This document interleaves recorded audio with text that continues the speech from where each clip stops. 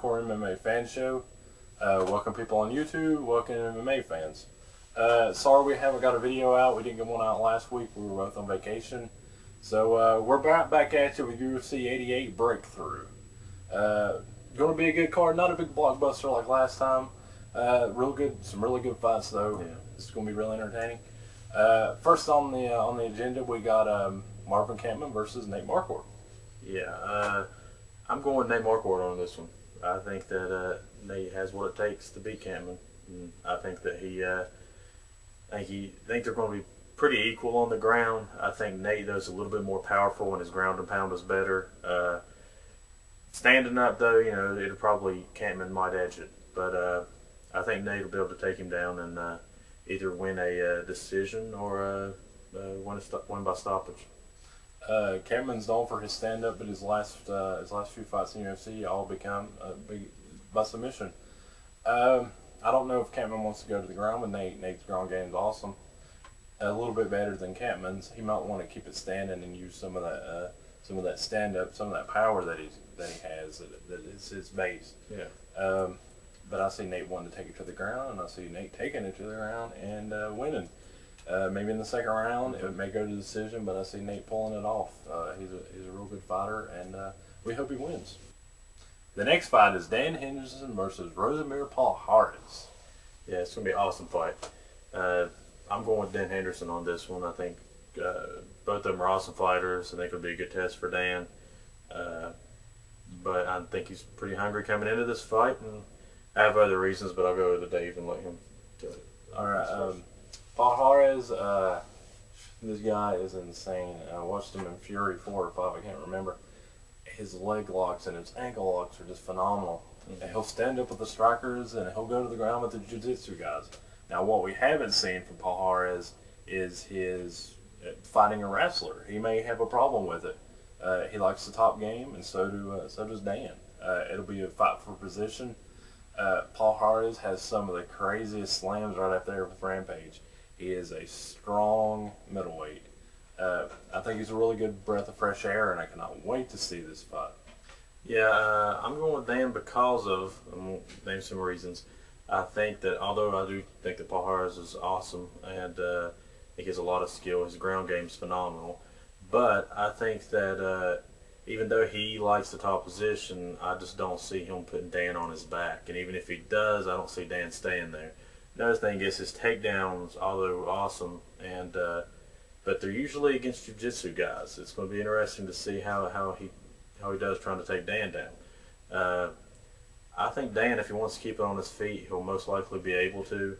Even if he gets taken down, if he decides to get back up, I don't know if Palhares can keep him from doing it. If Dan can avoid the leg locks, which are phenomenal, I think he's going to win this fight, possibly by knockout or by cardio, I think.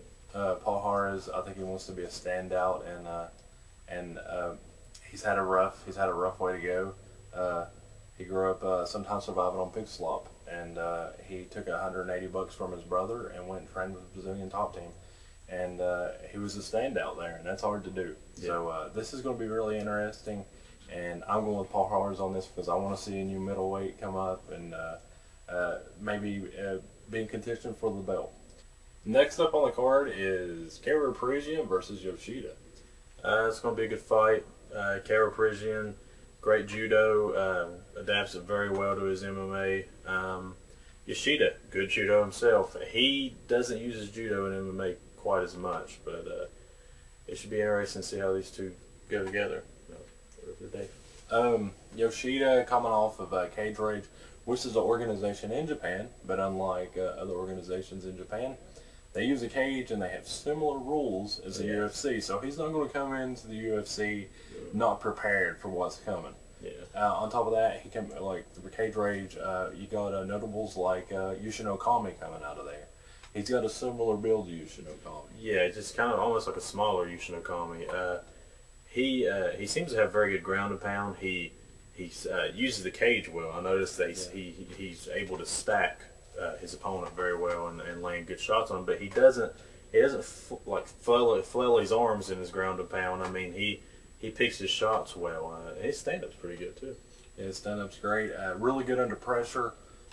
Seen him. I mean, the guy was it was like on his back, and he was trying to get the choke, and Yoshida was just as calm and Calm as cool. can be, yeah. And I think Kiro Prusian's going to have a really hard time. Another thing about Yoshida, he'll be able to stifle Kiro's judo because he's a judo champ himself. Mm-hmm. Yeah, it should be interesting. I'm going to go with Yoshida, though. I think that Yoshida may be a little bit better on his feet. Yeah, he did look pretty good on his feet in the fights that I've seen. But Kiro's no slouch. But I know it should be interesting, but I'm going with Yoshida in this fight. I think that he may win it. I see it going 3 rounds, and I see Karo winning it by possibly split decision, if not unanimous. This is going to be a really good fight. Look for a lot of judo. Look for a lot of judo defense, and some ground and pound in this one. It's going to be a really good fight. Next up, we got Rich Ace Franklin versus Matt Hamill. Yeah, this will be another great fight. I'm a pretty big fan of both these guys. It's going to be kind of crazy seeing Rich Franklin going back to light heavyweight. I'm going to go with Hamill on this one. Not only, I mean, I like both of them, but I'll probably be rooting for Hamill. But I also think Hamill's going to win. A lot more power. He's more powerful, for one thing. One of the reasons that Rich Franklin claims that he went down to middleweight was because he didn't feel like he had the strength to compete at the light heavyweight division. Now, that's definitely not going to work out well for him against Hamill because he's one of the most powerful light heavyweights out there. I'm going to go with Franklin. I mean, it's hard just to go, well, the only person he's lost to is Anderson Silva, but on paper, he's beat everybody except Anderson Silva. He's got great stand-up. He's an awesome fighter. He's a veteran. He knows his in and outs of the game. Matt Hamill, a little new, but his wrestling's phenomenal, and he is very powerful. I'm going to go with Ace on this one just because, look at the history. He's an awesome fighter. He had some problems with Yushin Okami, but Yushin Okami is amazing in his own right. He's a really good wrestler, too. Mm-hmm. I'm not going to say he's not going to have a problem with Hamill. I think Hamill, if he gets into the ground, I think Ace is going to have a hard time with him. But standing up, I think Ace is going to edge it out. I think Rich Franklin is going to edge it out. I'm going to go with Franklin on this one. I'm going to be rooting for Hamill myself. I love to watch this guy fight. Very nice guy, very respectful. Really good for the sport. Yeah. And but I see Franklin. I see Franklin winning this one by decision. I see Hamill probably getting inside on Franklin, even if he has trouble getting him down, which I think that he may have a little bit of trouble, but I think he will get him there. And once he gets someone down, he keeps him there pretty well. As far as stand-up goes, I think that Hamill will possibly get in on him and use some dirty boxing, which we've seen him use, and he's really good at it. And he controls people very well from the clinch. We know that Franklin has a hard time with people in the clinch. I think Hamill's going to pull it off. The last event and the main event on the card is Chuck Liddell versus Rashad Evans. Yeah, this should be a good fight. Although I do think that this will probably be one of the easier fights Chuck's had in a while. I just don't see that Evans has anything for Chuck. But you never know. Look, this is MMA, and anything could happen. But I don't see Evans taking Chuck down. And even if he does, I see Chuck getting back to his feet, and I don't see Evans winning a stand-up war. I see Evans making a mistake and Chuck capitalizing and knocking him out. That's how I see the fight going. Could be wrong, but that's what I see going. If Evans comes in there with a good game plan, it's a possibility that he'll come out with a decision. His fight against Ortiz didn't look all that great. First round with Ortiz, second round is arguable. Third round, Rashad looked really good. He was coming into his own, but I think Ortiz got into his head just because of who he was fighting. Yeah. Evans is, he's pretty young to the sport, and I think the pressures of fighting Ortiz got to him, and Chuck Liddell is going to be the exact same way. Difference is Chuck Liddell will capitalize on it. Mm-hmm. As soon as you screw up, as soon as Evans screws up, Chuck Liddell will go in for the kill and knock him out. He's going to have to watch out. He's not going to want to chase Chuck Liddell around the ring. He's not.